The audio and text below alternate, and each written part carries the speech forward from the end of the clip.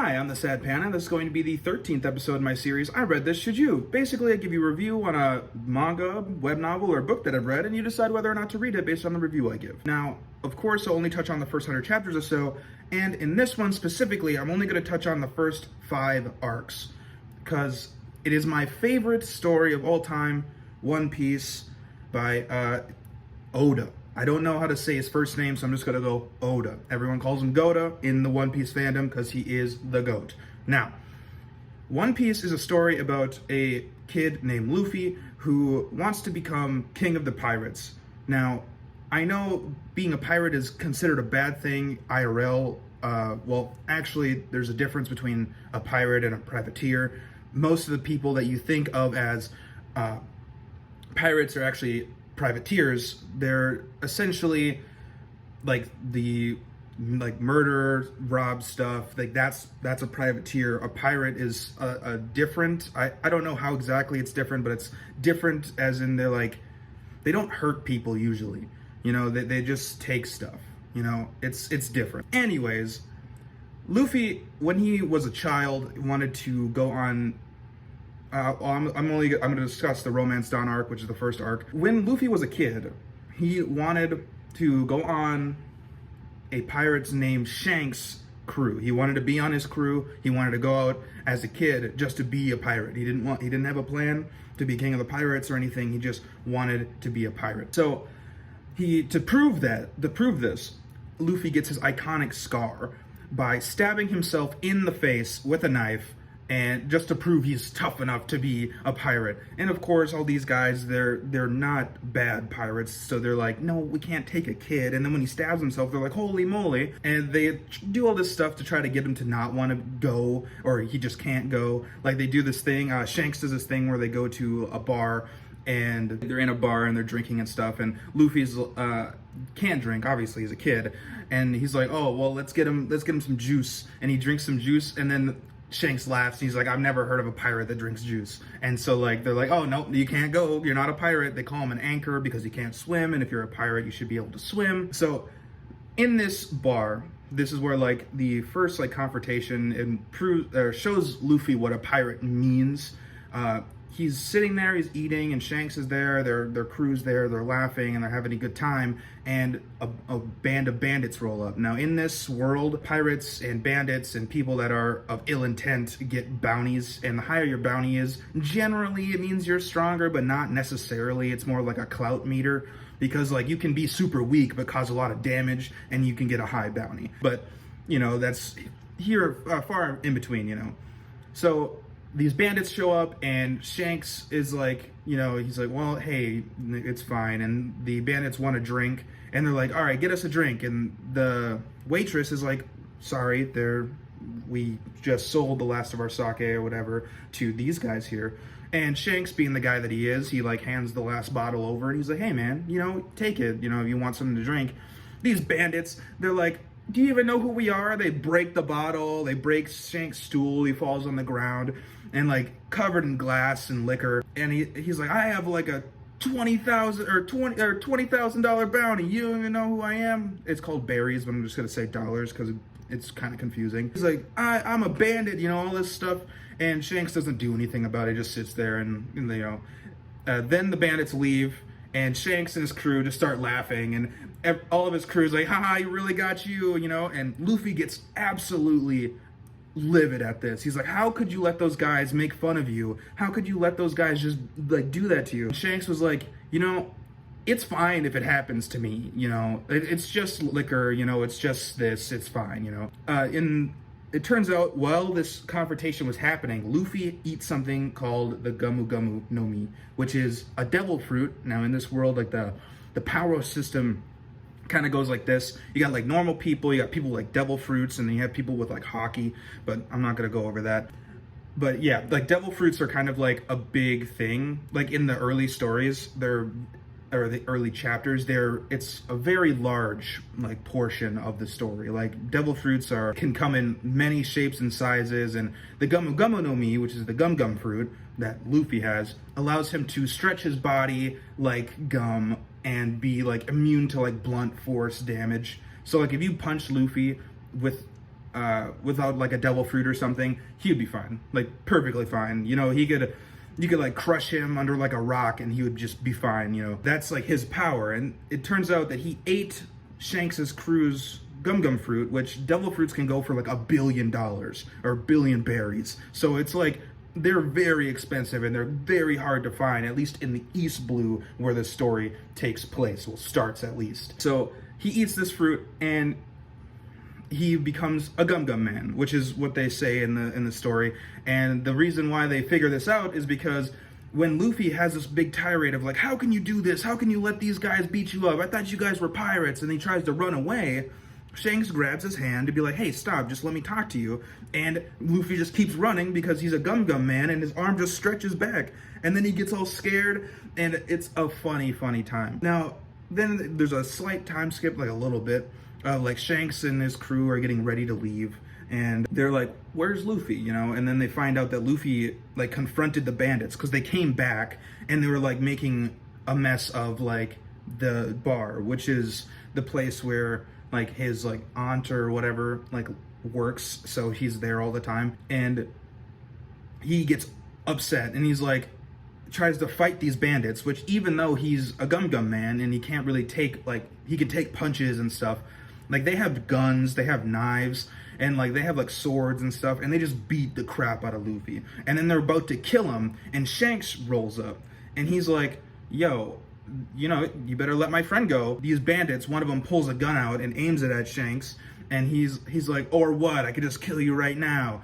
And Shanks says one of the best lines, where it's like, if you have a gun out, you should be prepared to use it. And the bandit's like, what? And then a character named Lucky Roo, which is a character on Shanks' crew, pulls up and blows this dude's head off. Like, he like runs up with a gun and blam, blows that dude's head off. He's like, if you got a gun, be prepared to use it.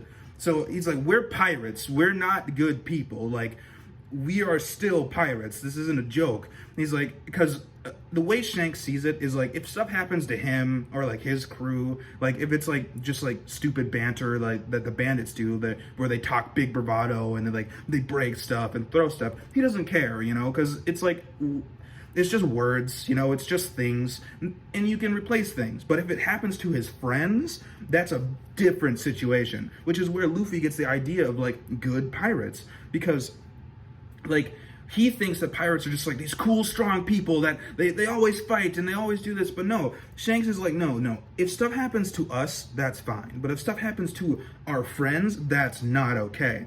And there's a little fight that happens, you know, and Shanks' crew is super strong, so they beat the crap out of the bandits. But in this like flurry of blows and all this stuff, the main bandit steals Luffy and brings him out on a ship.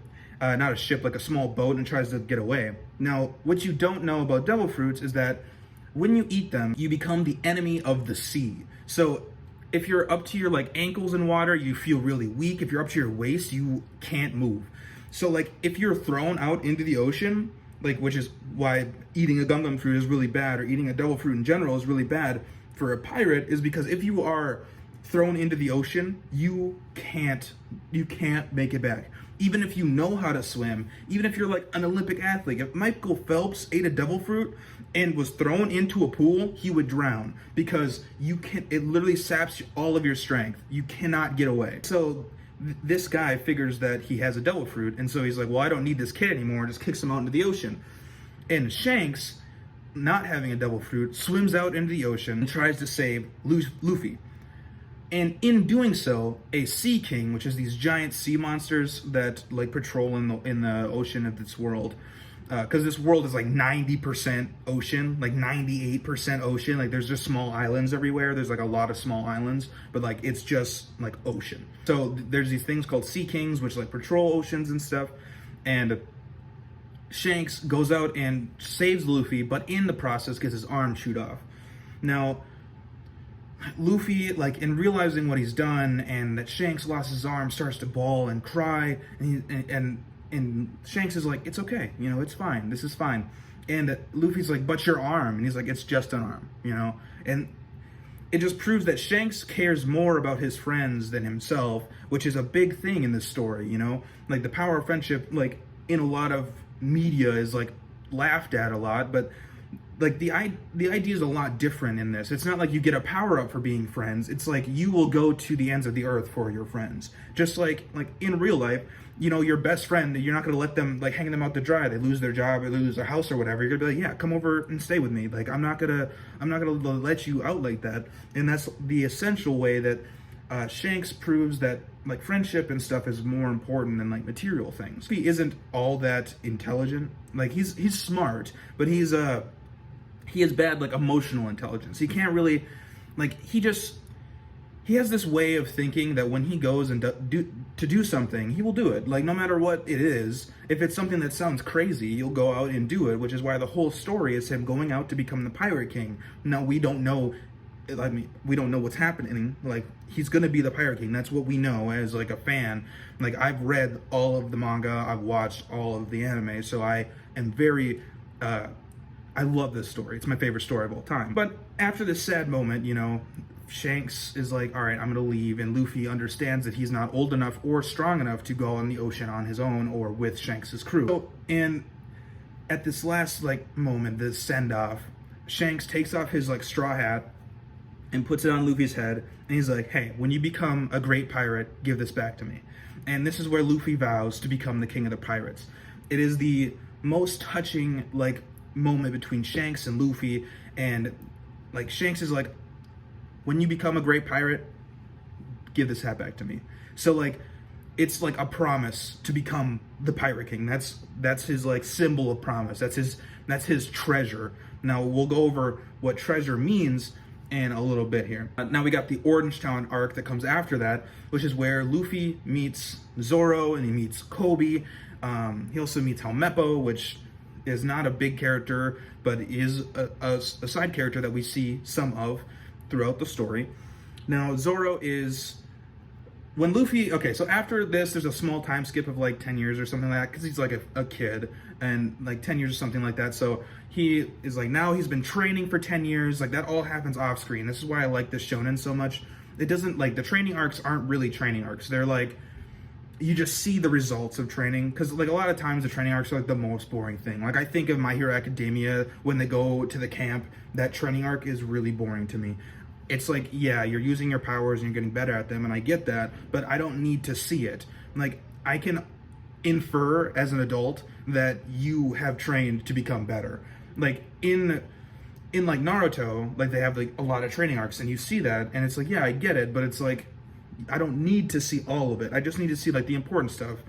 And that's what I really like about this, because it shows that Luffy has been training. You know, it's been 10 years, and you can infer as he is older, he is stronger, and he has been training to become stronger. And he shows this by when he leaves the island of Romance Dawn, he fights the Sea King and, like, one-shots it. Like, he does a gummo gummo pistol and bam, punches it in the stomach, and it, like, flies off into the distance, and he's like, all right, we're off on a journey. Now, he ends up getting stuck in a whirlpool because he's got this small little, like, dinghy, so he has to, like, hide in a barrel, otherwise he'll die, because he knows that he can't swim, obviously. Hides in a barrel, and he gets picked up by a crew of pirates that is Alvida's pirates. Now, Alvida is not a representation of a good pirate. She is your, you know, plunder, kill, you know, take the stuff pirate. And Luffy does not care at all about what she has to say or what she does. He ends up on her ship because they pull up his barrel and they think it's, like, booze or something. And he, like, pops out and he's like, yo, I am hungry. And he just goes into, like, goes and eats a bunch of food, meets Kobe, which is a person that wants to become a Marine, but has been essentially kidnapped by Alvida, even though Kobe just doesn't have the guts to leave. So, like, what Kobe did is he was, like, going fishing one day, and he went up, like, on a boat, and then Alvida and her crew were coming back from, like, plundering and stuff, and they were like, well, we need a boat to get back to our ship, which is out a distance, and they get in his boat and take him. And since he's smart, he's like, well, I don't want to die, so he, like, just goes along with her, like, plan. So I think he's, like, a navigator or something like that. He's, like, a cabin boy too. He, like, cleans shit, and it's, you know, it's fine. But anyways, he meets Kobe, and Kobe's like, I really want to be a Marine, but I'm too scared. And then Luffy, he's really blunt with what he says, and he doesn't mean it in like a bad way. So he's like, "You're really a coward, huh?" He's like, "Dang, I hate people like you." And he's not saying it to be mean. He's just saying like what he thinks. He's like, "No, if you want to do something, it's worth dying for." Which is like, it inspires Kobe to go to this island and become a Marine with Luffy after he beats Alvida and her pirates. Now they go and meet Zoro, which he's being held captive by the Marine base, because he saved a little girl. So everyone thinks Zoro's this like in the early story, he's a bounty hunter. I don't remember what he's called. He's called like a demon or devil or something. But he's a bounty hunter, so he hunts pirates and he like takes them and brings them back for the bounty. He doesn't kill them most of the time. Everyone thinks he's a scary, scary guy. But then they go into the city and they find out that Zoro's being held captive. But the reason he's being held captive is because this little girl was getting attacked by one of the lieutenant's kid's dog. So the lieutenant's kid thinks that because he's like the lieutenant's kid, he can do whatever he wants. Because just like in the real world, there's good people, or good people that work for, or bad people that work for good corporations, and then there's good people that work for bad corporations. Just like there's good pirates and there's bad pirates, there's good Marines, which is what the force of governments of this world is. So the Marines, the world government, there's good people in that, but there's also bad people in that. So it's just to show the dichotomy of that. So you see that Lieutenant Morgan is the like captain of this base. He's like a bad captain. He's a bad person. And Helmeppo, which is his son, is a bad person too. And he's like brings out this like wild like animal, and he's like bringing it around town like on a leash and just lets it attack people or whatever. It was about to attack this little girl, and Zoro killed it. He's like, I'm not gonna, like, this little girl could have died. I'm not like, this animal is not as important as this little girl. And he was gonna get ready to fight Helmeppo, but then Helmeppo was like, well, I'm gonna kill everyone here if you don't turn yourself in. And so they made this deal where if Zoro can go like 7 days without eating or drinking anything and just being like tied up in the sun, that he can go free. So they go meet Zoro because Luffy's like, oh, he sounds like a good guy. You know, after hearing what he did for the little girl, he's like, sounds like a good guy. I want him on my pirate crew. And he goes and talks to him, and like Zoro's like, I'm not going to be a pirate. I'm a bounty hunter. That's dumb. He leaves, and then they find out that Helmeppo's going through the town, and it turns out that Helmeppo isn't going to let him go. I mean, you can kind of infer that, but Helmeppo is like talking to the townspeople, and he's like, yeah, there's going to be an execution tomorrow. And he's like, what? Yeah, they're going to execute Zoro, even though it hasn't been the 7 days yet. They're just going to kill him. I mean, there's no point in like letting him live. And so Luffy goes back and tells him this, and then they kind of form this deal. If Luffy can go get his swords, that he will help Luffy in his endeavor as long as they have like an understanding. So this story is a lot about dreams. So Luffy wants to be the king of the pirates. Zoro wants to be the world's greatest swordsman. And they have this moment after Luffy goes and takes the swords and gives them back to Zoro. They discuss their dream or whatever, and Zoro says that if you go back on your dream, I'm going to cut you down because I'm going to be the world's greatest swordsman. And Luffy's like, I expect no better. I'm going to be the king of the pirates. And the king of the pirates needs the world's greatest swordsman on their crew. And so they form this like bond, and it's really strong. And you can tell that there's some interactions, like Luffy's immune to bullets. They find this out because this is kind of takes place in like kind of old times. So the bullets are like round balls, and it's mostly bludgeoning damage, and his body's immune to that. So he has to fight, and like Zoro's about to get like his head cut off or whatever by Axe Hand Morgan, which is what he's called, and he goes to punch him, but while he's doing that, a person's about to stab him, and he's not immune to swords, and Zoro doesn't know this, but he just assumes so. And so there's this moment where Zoro goes and blocks all the swords while he like punches the captain. It's this really trusting moment that I really like, and like it like locks Zoro in as the first mate of Luffy's crew, which I super like. And then after this, there's a Seraph Village arc.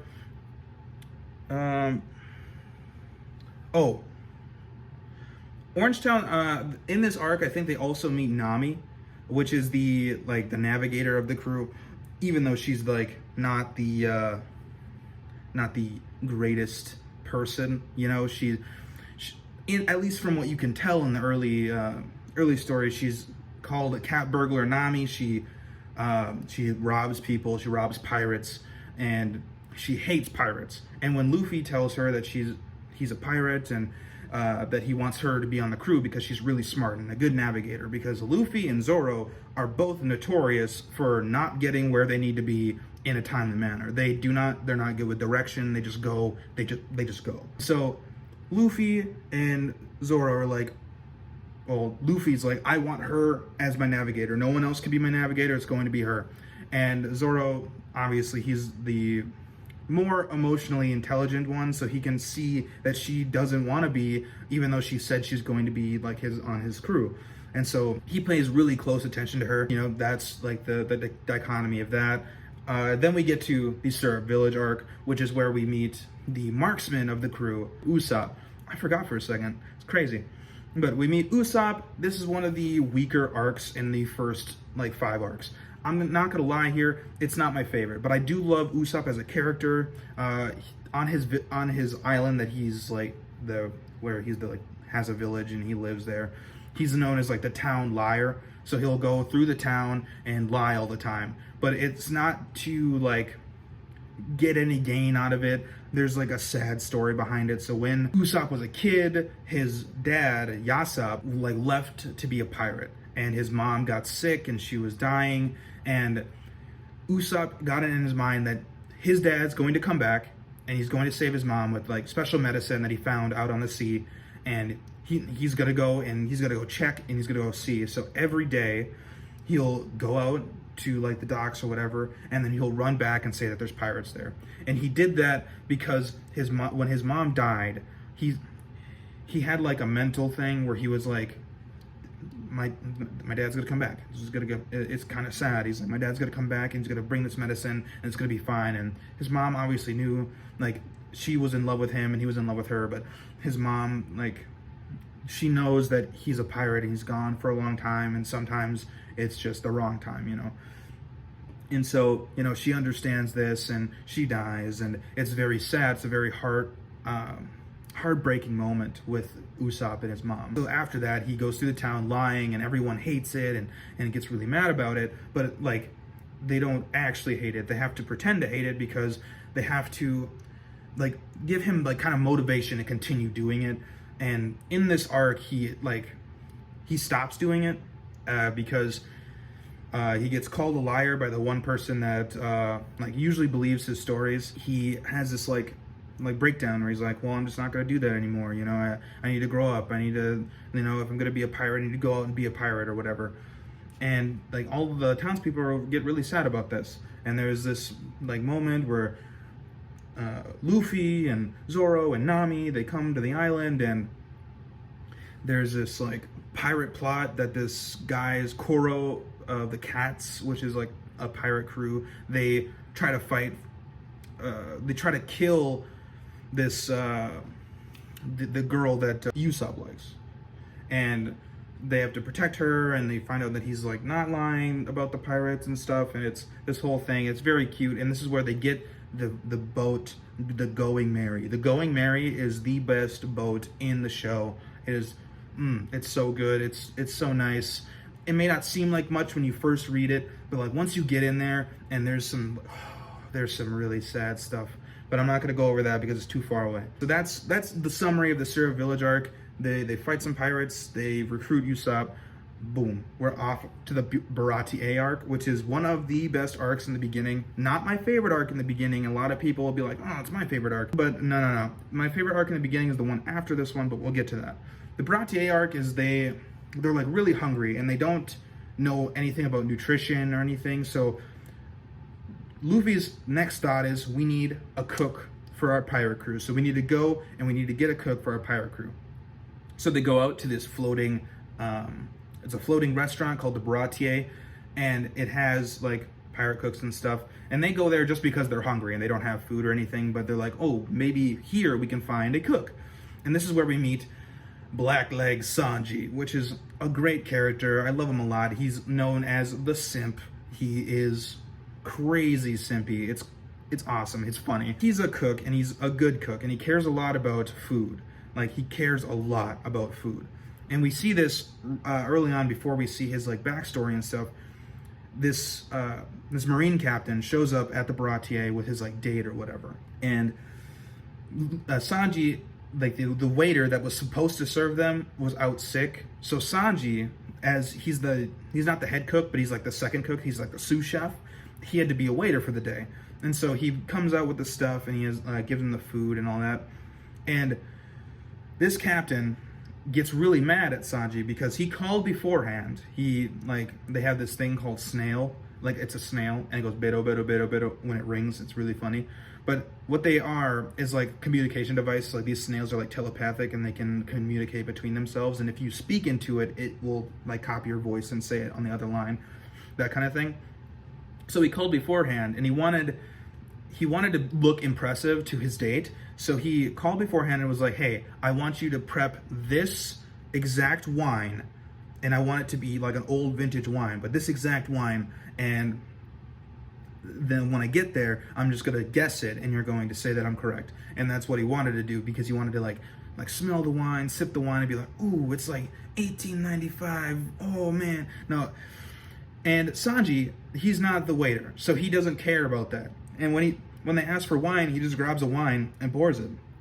And when this captain tries to like talk about like, ooh, it's this kind of wine, or it's this kind of flavor, and he's like, no, you're wrong, that's not right. And Sanji is just like, nah, that's not right. And he flirts with his date, he flirts with the captain's date, because like that's all he does. He flirts with women that he finds attractive, but they never find him attractive. That's like the joke of him. So the captain gets really mad, and they're eating the food, and he like finds a bug and he puts it in the food and says, hey waiter, there's a bug in my food, I want you to take it back, give me new food.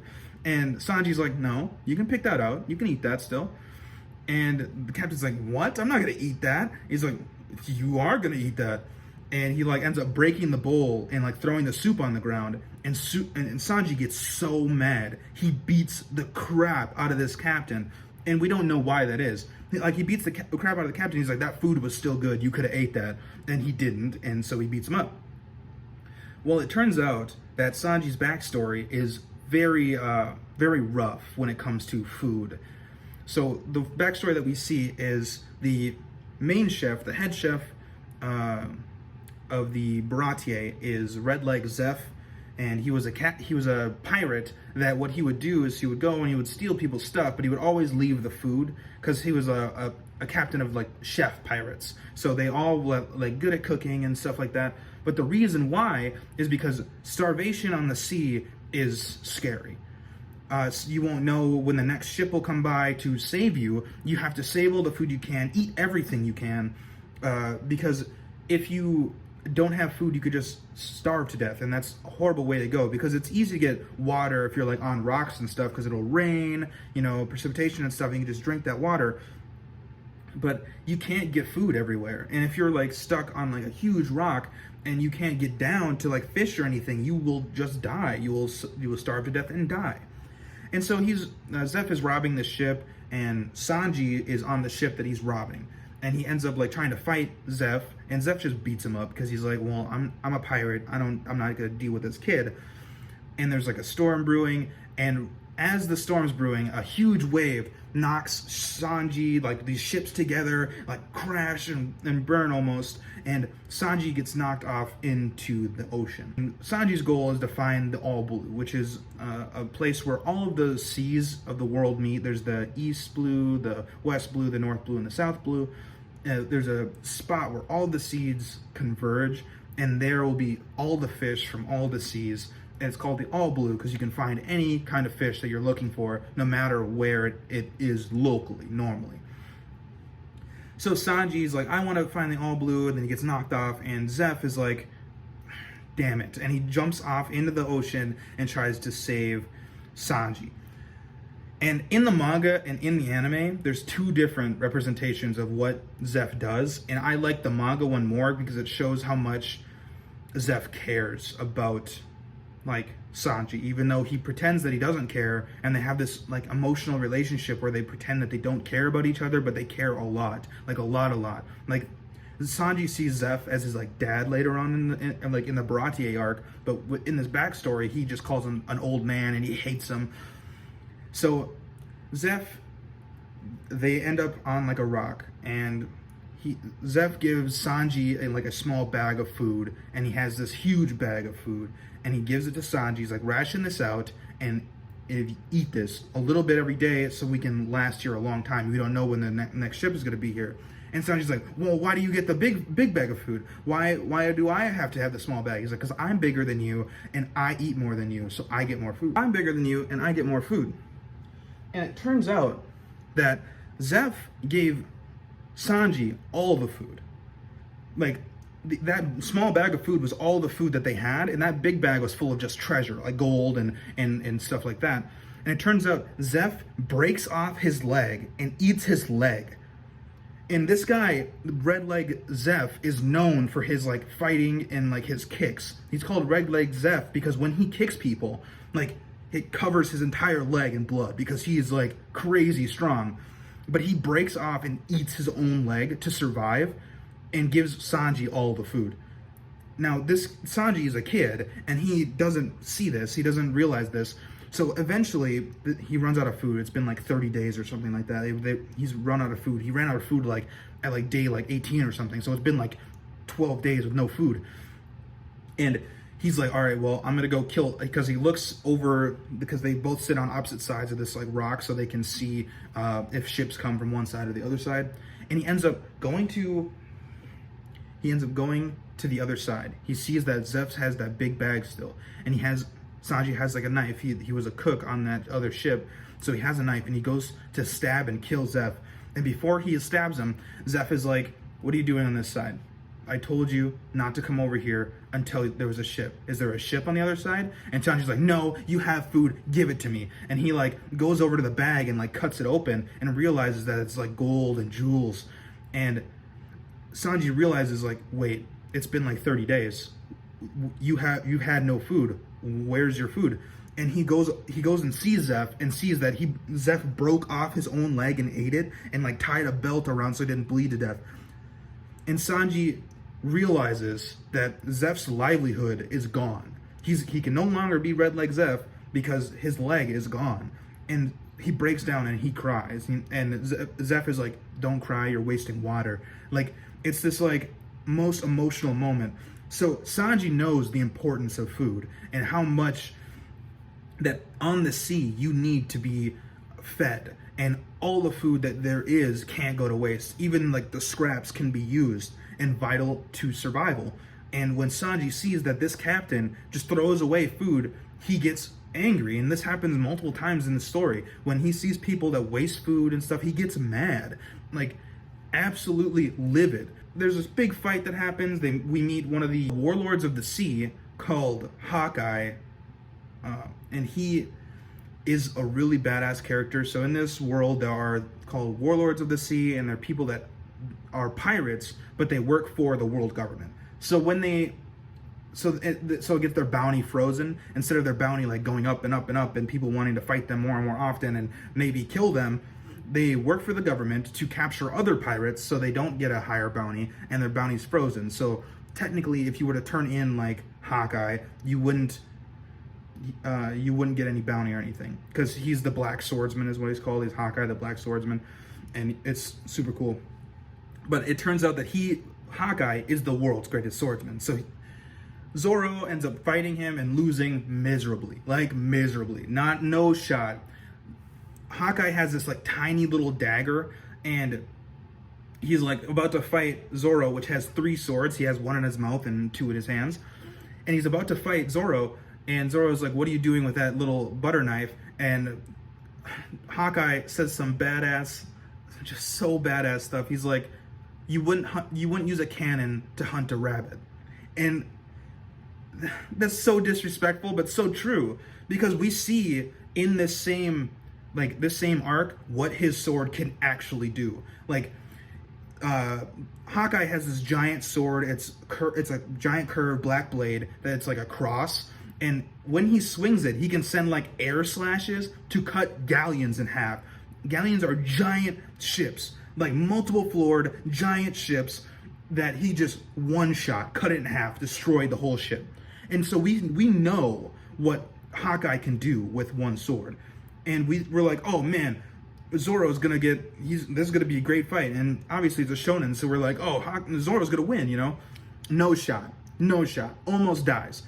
Hawkeye keeps him alive because, like, after Zoro realizes that he's beat, he holds his swords out in a cross, and he's like, a mark on the swordsman's back is a swordsman's shame, and he's like, I want to be the world's strongest swordsman. And Hawkeye sees this determination, and he's like, well, I'm going to, out of respect for you, kill you with my actual sword. So he pulls out his actual sword, does this huge slash, cuts Zoro from shoulder to waist, like straight across. Blood goes all over the place.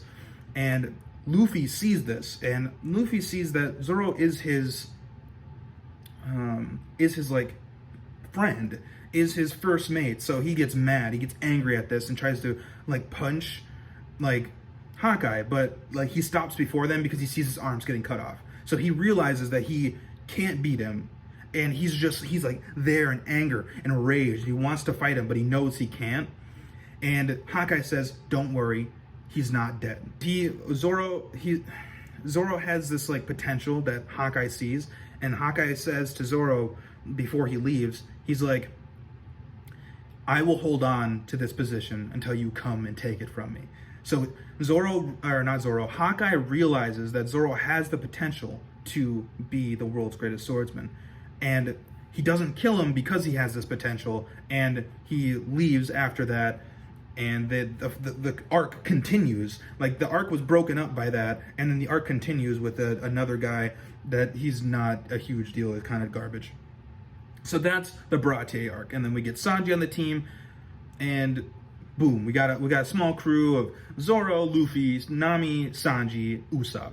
But what we don't see happening is during this fight, during the main arc, Nami goes and takes the ship back to an island, and it turns out that she was working for a pirate. She was already on a pirate crew. She was working for a pirate captain named Arlong, which is how we go into the Arlong Park arc. The Arlong Park arc is my favorite arc in early One Piece, by far, bar none. I've never cried more reading something than reading this arc. This arc is so special to me because, like, of how real it is. Like, Nami has to, like, she works for Arlong, and she hates Arlong.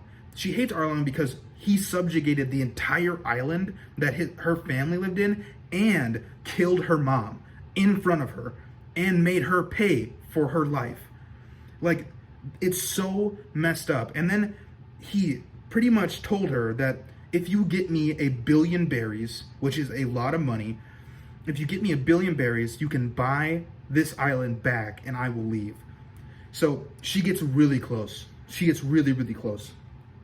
She's only like a few million berries away. She's really, really close. She like has a spot where she hides her money. Like, she hoards like tons of berries. She hides this money.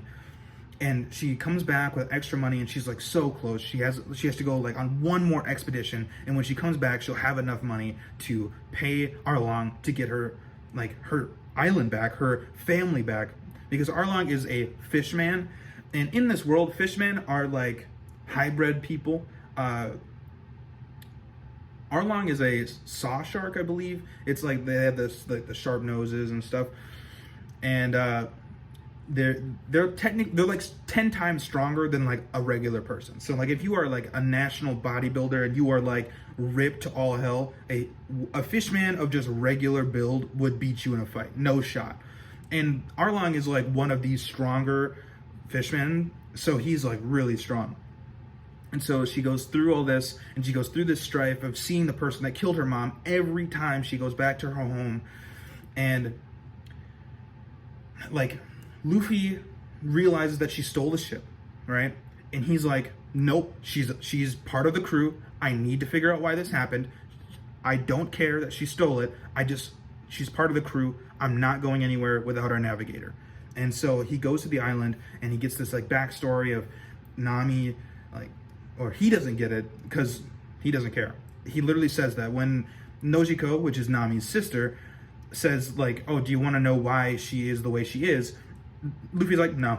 And he just leaves because Luffy doesn't care about your past. And it's not a mean thing. It's not like he like hates you or he doesn't care because he's like insensitive. He doesn't care because he only cares about you now and how you're feeling now. Like he's like an in the moment guy.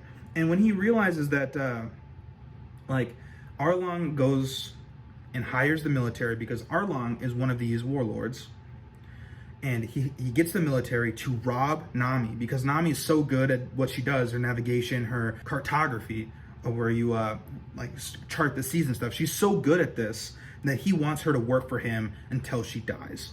So he hires the military to go and steal her money.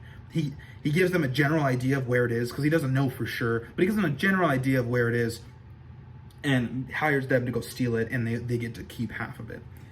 And after she realizes this happened, she goes and confronts Arlong. She's like, you're stealing from me. You're going back on your promise. He's like, where did I break the promise? Because the promise was that you get the money, give it to me, I'll leave.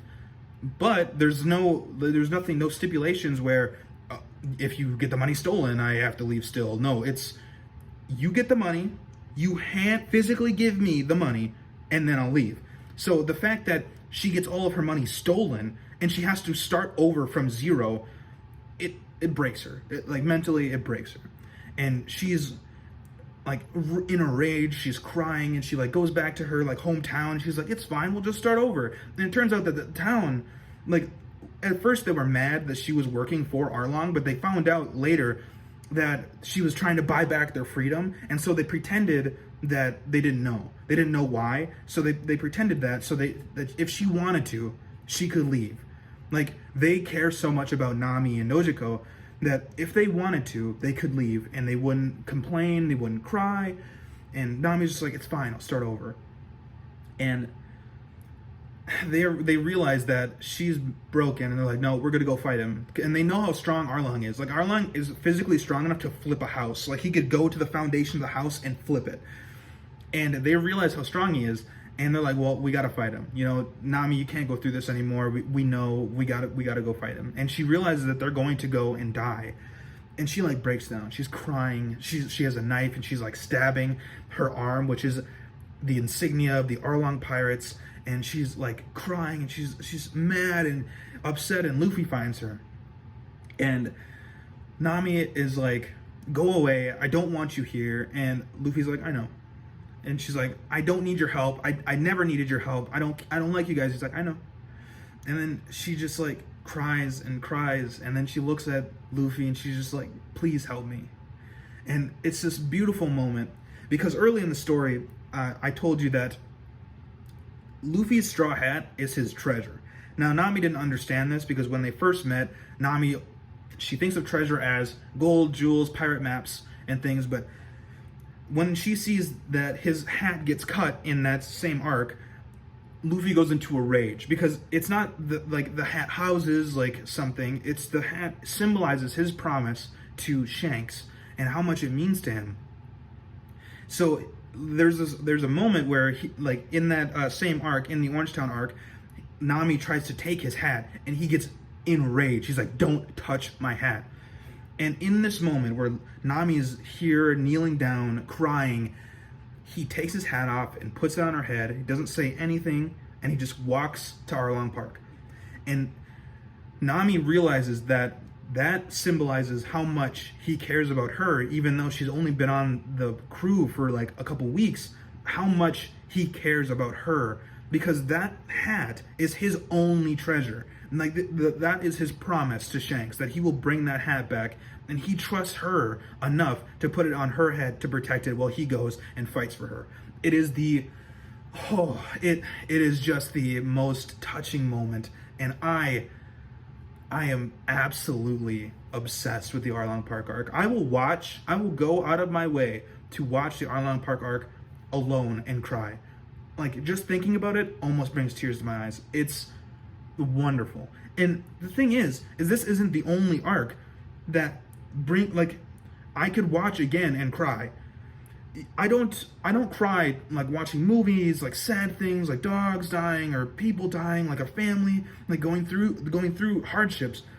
But this story has brought out like this kind of emotion in me that I don't feel in other like literature or other like pieces of art. This is art. It's beautiful, and the thing is, it makes you really sad that people don't want to watch it. People don't want to go through the amount of time it takes to go through One Piece. And I understand it is long. And honestly, you guys, if you haven't read it, you missed out on the perfect time to read it during the pandemic. I mean, the pandemic is it's still going, obviously, but it was the perfect time because everyone was inside. This would have been the perfect time for you to just sit down and read One Piece. I promise you, I give One Piece a 10 out of 10. I promise you, if you read One Piece, you will fall in love with One Piece. My friend, his girlfriend, started One Piece this last year. She was watching the anime.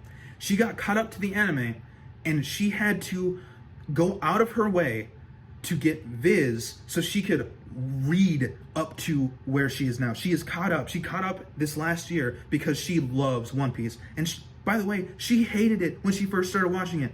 She hated it. She thought the characters were goofy and all like because they're drawn weird and they were all like it was kids like. It's just, I promise you, please give this a shot. You can probably tell how excited I am to talk about this.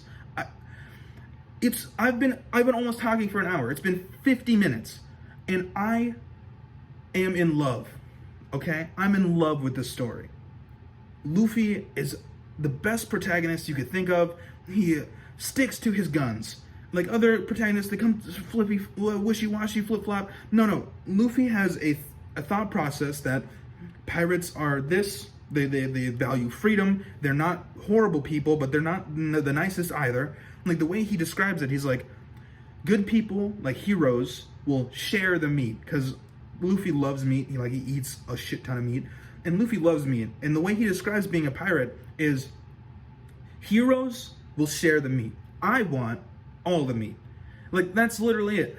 It's just you have the freedom to take what you want. And that's what Luffy cares about. And I can talk and talk. Like I would sit here and I would talk about every arc in here because I remember every arc almost vividly.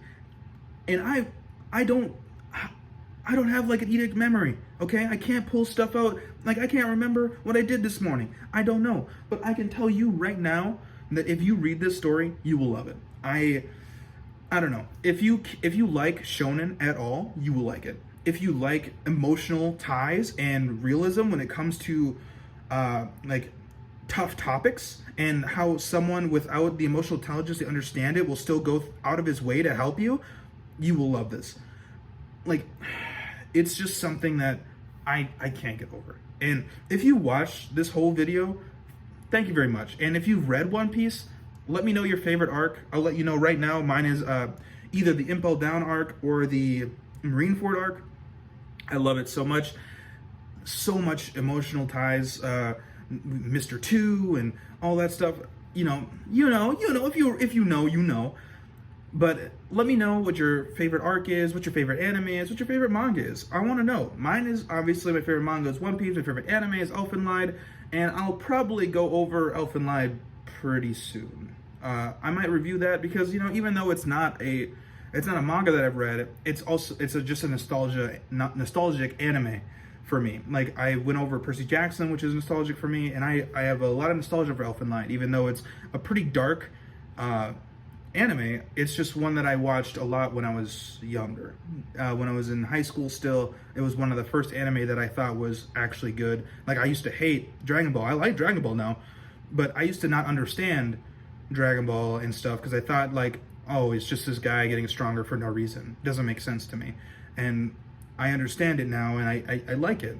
And Elfen Lied got me into anime because it was a power system that I could understand, it was strengths that I could understand, and it was abilities that I could understand. Like, when you read something or watch something for the first time, a lot of times you don't understand it, and I get that. And people will talk about One Piece a million times, and they'll talk about how good it is, but people still won't read it. Why? It's too long. That's always their go-to. It's just too long. And I get it. It is long. It is not short by any means, but it doesn't stop getting good. It literally, people will be like, oh, it's not good until like the Bratier arc, or it's not good until Arlong Park. If you don't like it by then you can drop it. I'm telling you right now that if you don't like Arlong Park arc, if you don't like Baratier, what is wrong with you? Get out of here. But for real, thank you very much for watching. And if you stuck through this entire video, holy moly. And also, holy moly, thank you so much for subscribing. I love you guys. Honestly, it means a lot to me. Me just rambling about the stuff that I like and the stuff that I don't like. And one of the things that I don't like about the story is the characters are drawn weird early in the story. But that's just because the animation style changes, and if you just gotta be there. You just gotta understand. You gotta read it, you gotta watch it. And I promise you'll like it. So if you like my content, leave a like, comment, and I'll reply to it. Please subscribe if you haven't, and yeah, that's about it.